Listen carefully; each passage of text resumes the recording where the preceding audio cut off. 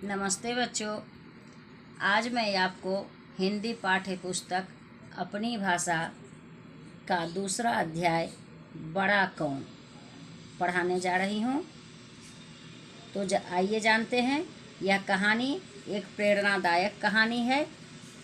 इसमें यह बताने की कोशिश किया गया है कि जो व्यक्ति आगे बढ़ने की आशा नहीं छोड़ता और संभावनाएं तलाशते रहता है, वह एक न एक दिन आगे बढ़ता है और सफल होता है।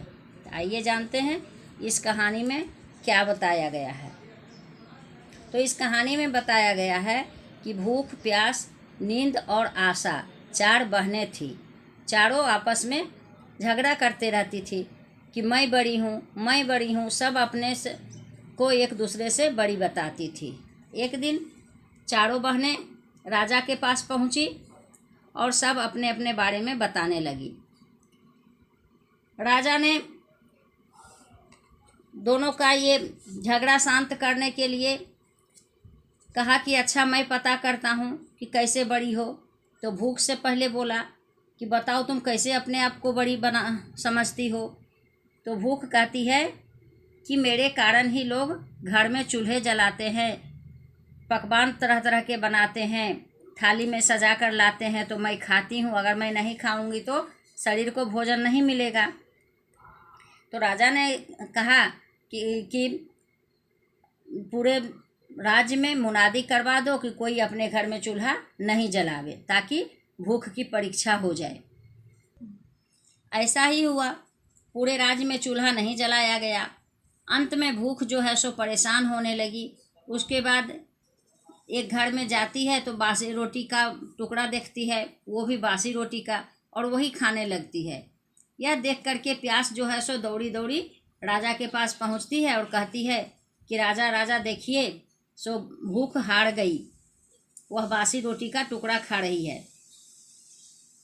तो राजा ने पूछा तुम कैसे बड़ी हो। और क्या कहती है प्यास कि अब मैं बड़ी हूँ भूख से, भूख बड़ी नहीं है।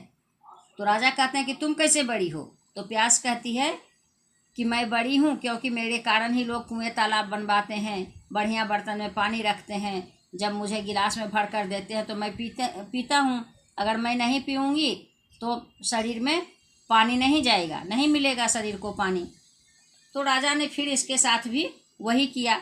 शहर में राज्य में मुनादी करवा दिया कि कोई कुआं तालाब नहीं खुदवावे, सब कुएं तालाब पर पहरा बैठा दो और कोई अपने घर में बर्तन में पानी भर करके नहीं रखे। देखते हैं कि प्यास को प्यास लगेगी तो कहाँ जाएगी। सारा दिन बीत गया, आधी रात बीत गई, प्यास को प्यास लगी और वह चारों तरफ दौड़ने लगी। पानी कहीं एक बूंद न मिली। लाचार होकर वह एक डबरे पर झुककर पानी पीने लगी। नींद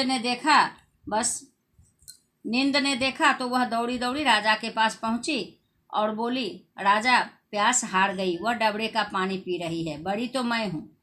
अब क्या कहती है नींद कि मैं बड़ी हूँ, प्यास भी हार गई। तो राजा पूछते हैं कि तुम कैसे बड़ी हो। नींद कहती है मैं इसलिए बड़ी हूँ कि लोग मेरे लिए पलंग बिछवाते हैं, उस पर बिस्तर डलवाते हैं। वे जब मुझे बिस्तर बिछा कर देते हैं तब मैं सोती हूँ, नहीं तो सोऊं ही नहीं, यानी कि कोई व्यक्ति सोएंगे ही नहीं। फिर राजा ने वैसा ही किया। कर्मचारियों को कहा कि राजभर में मुनादी करवा दो, कोई पलंग न बनवाए, गद्दे न डलवाए, बिस्तर न बिछाए। नींद को नींद आएगी तो वह कहाँ जाएगी। सारा दिन बीता, आधी रात बीत गई, नींद को नींद आने लगी। उसने यहाँ ढूंढा वहाँ ढूंढा, लेकिन बिस्तर कहीं नहीं मिला। लाचार वह उबड़ खाबड़ धरती पर सो गई। अब जो है सो आशा दौड़ी दौड़ी जाती है राजा के पास और कहती है कि मैं सबसे बड़ी हूँ, देखिए नींद भी हार गई।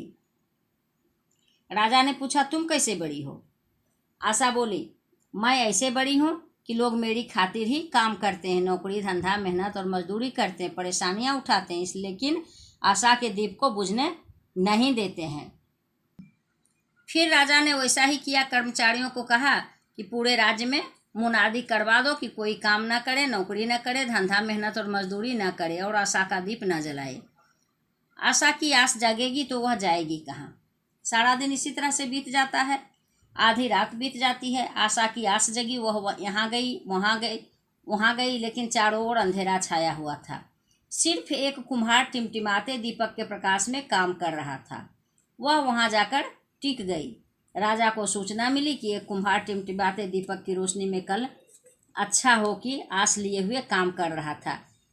राजा खुश हुआ, आशा को बुलाया और उसे सम्मानित करते हुए कहा, आशा तुम सबसे बड़ी हो। राजा ने पूरे राज्य में मुनादी करवा दी कि जिस आदमी ने आशा का दामन थामे रखा वह आगे बढ़ गया, इसलिए आशा ही सबसे बड़ी है। और हाँ, अपनी अपनी जगह सब बड़े हैं।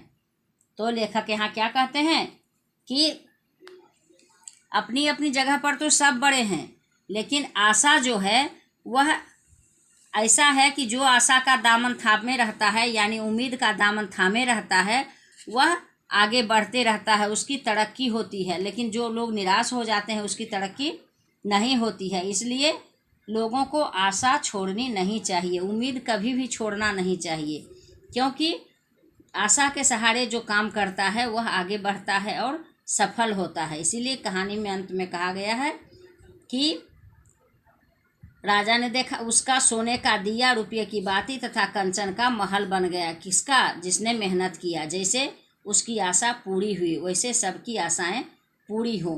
कहते हैं लेखक कि जिस तरह से कुम्हार की आशा पूरी हुई उसी तरह से सबों की आशा पूरी होने की इच्छा मैं रखता हूँ। आज की कहानी यहीं समाप्त होती है। आशा है आप लोग कहानी अच्छी तरह से समझ गए होंगे। धन्यवाद।